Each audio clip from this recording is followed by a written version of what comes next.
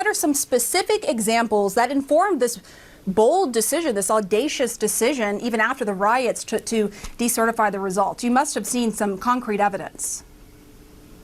Well, Pam, the things that I was not objecting to the election on behalf of was things like Dominion voting machines changing ballots, or these U-Haul trucks pulling up filled with ballots for Joe Biden as president. The thing I was objecting for is things like, like I said, in the state of Wisconsin, particularly in the town of Madison, there was an appointed official in that town who actually went against the will of the state legislature and created ballot drop boxes, which is basically ballot harvesting that was happening in the parks.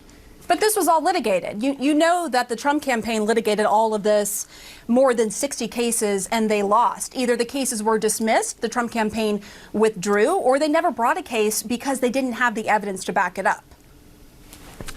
Indeed, I believe specifically, and this is the one that I debated on behalf of on the House floor, in Wisconsin, that was never heard because they dismissed it because of standing. Now, I don't believe that that is concrete enough of a way to say. Well, there were three Trump appointed. Okay, so you have Wisconsin, but you ended up not actually voting against Wisconsin. It was just Arizona and Pennsylvania because you didn't have the Senate votes. But three Trump-appointed judges actually threw out these cases because of merit. It was because of merit. There were three Trump-appointed judges out of all of these judges and the more than 60 cases that were tossed out. And you keep talking about Wisconsin.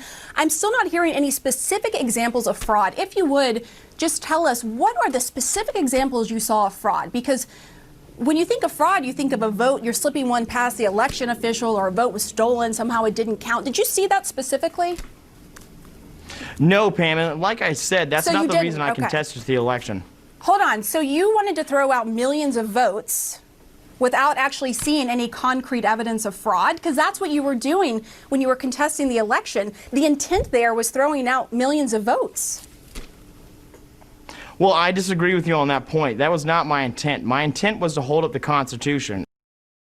Keep focusing on Wisconsin, but there were several battleground states that you contested to, that you talked about. There were several that President Trump had lost. So it's interesting you're focusing on Wisconsin, but would you apply the same issues you had with these battleground states to your own state of North Carolina? Because North Carolina also changed a lot of the rules, even after voters had started voting. Why didn't you have concerns about your own home state of North Carolina? Well, you know what, Pam, I'm actually not aware of the laws that were changed inside of North Carolina. I believe we had a very safe and a very secure election here. There were several rules. There's no reason to contest that. Yeah, there were several rules, one of which is to extend when the mail-in ballots could arrive, I believe, by around 7 days. That was one, and there were a couple of others as well that were changed even after people started voting. So I'm just wondering, if you're so concerned about these rules being changed with the election, why wouldn't you focus on your own home state of North Carolina? I mean, you're telling me that your concern really is about election integrity, not politics, not the results of the election, right? That is absolutely correct. I didn't do this for any one man or against any one man. Okay. So North Carolina, though, the same issues you've had and you've expressed about the battleground states, those are the same issues that are in your own state of North Carolina. And North Carolina actually did have mail-in ballot fraud in 2018. So you're not concerned about your home state and whether you were duly elected by your own standards? Well, I'll tell you, because of the mail-in ballot fraud that happened in the midterms here in 2018, I believe our election integrity standards here in North Carolina are some of the greatest in the country. I think they should apply this metric all over the country, but that's just my opinion. Can you now say that the election was not stolen, that it wasn't a fraudulent election?